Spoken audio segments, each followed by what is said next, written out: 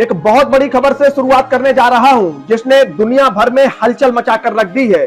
आज की इस खबर में हम उस अनसुलझी पहेली को सुलझाएंगे जिसने पूरी दुनिया के बाजारों में हड़कंप मचा दिया है।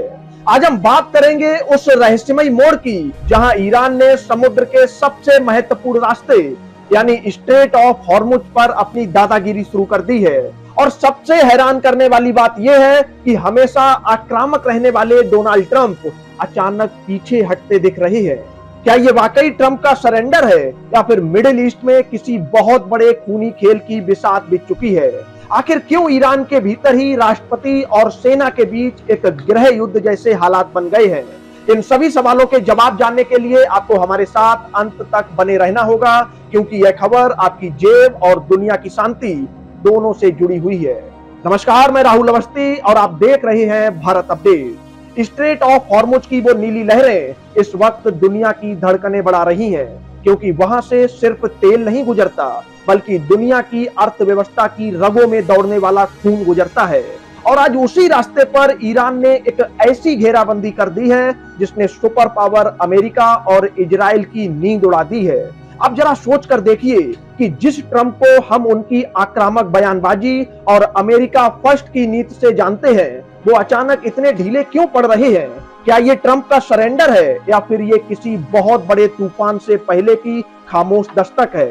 हकीकत ये है कि ईरान अब महज धमकियां नहीं दे रहा, बल्कि उसने खुद को हॉर्मुज का गेट कीपर घोषित कर दिया है, जिसका मतलब बहुत सीधा और डरावना है कि अब इस रास्ते से वही जहाज निकलेगा जो ईरान के कायदे कानून को मानेगा। यानी अब तक जो समंदर सबका था, उस पर अब ईरान की मर्जी का टैक्स लगेगा। और अंतरराष्ट्रीय ऊर्जा एजेंसी पहले ही चेतावनी दे चुकी है कि मार्च के मुकाबले अप्रैल में तेल की सप्लाई पर दोगुना असर पड़ने वाला है। अब सवाल ये उठता है कि क्या दुनिया एक और बड़े आर्थिक संकट की तरफ बढ़ रही है? और यहाँ एक और दिलचस्प पहलू सामने आता है, ट्रंप का वो विरोधाभास जो किसी को समझ में नहीं आ रहा।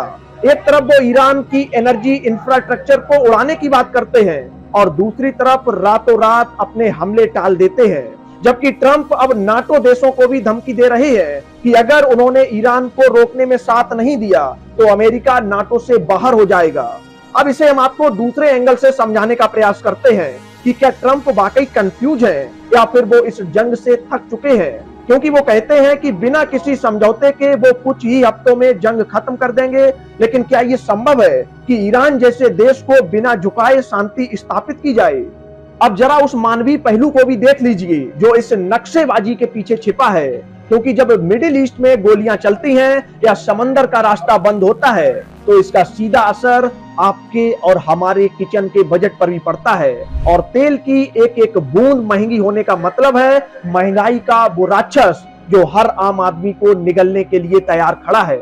लेकिन कहानी सिर्फ बाहरी मोर्चे पर नहीं है, बल्कि ईरान के भीतर भी एक भयानक सत्ता संघर्ष छिड़ा हुआ है, जहां राष्ट्रपति मसूद पेजेश्कियान, जो थोड़े उदारवादी माने जाते हैं, वो अब अपने ही घर में बेगाने हो गए हैं, क्योंकि रिपोर्ट बताती है कि वहां की सेना यानी आईआरजीसी ने पूरी सत्ता अपने हाथ में ले ली है।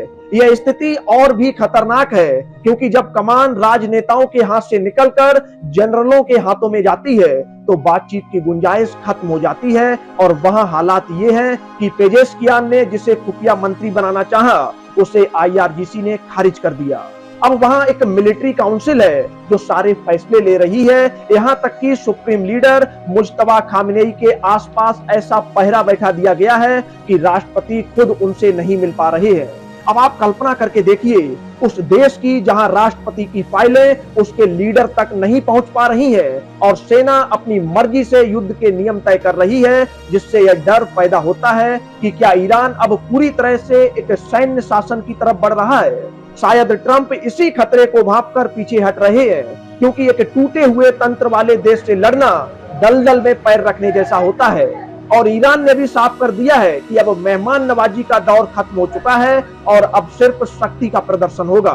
ट्रंप का ये पीछे हटना शायद दुनिया को यह बताने की कोशिश है कि अमेरिका अब दूसरों की लड़ाई में अपने संसाधन नहीं झोंकेगा, लेकिन इस खींचतान में पिस रही है वो आम जनता जो शांति की उम्मीद लगाए बैठी है। वैश्विक राजनीति की यह बिसात अब एक ऐसे मोड़ पर है जहां एक भी गलत कदम पूरी दुनिया को अंधेरे में धकेल सकता है। और देखना यह है कि क्या यह सिर्फ एक सामरिक पीछे हटना है या फिर मिडिल ईस्ट के भूगोल को बदलने वाली किसी नई व्यवस्था की शुरुआत है, क्योंकि हॉर्मुज पर उठा यह बवंडर अभी शांत होता नहीं दिख रहा है। इस मामले में जो भी अपडेट होगा हम आपको बताते रहेंगे। आप हमारे साथ जुड़े रहिएगा। तब तक के लिए नमस्कार।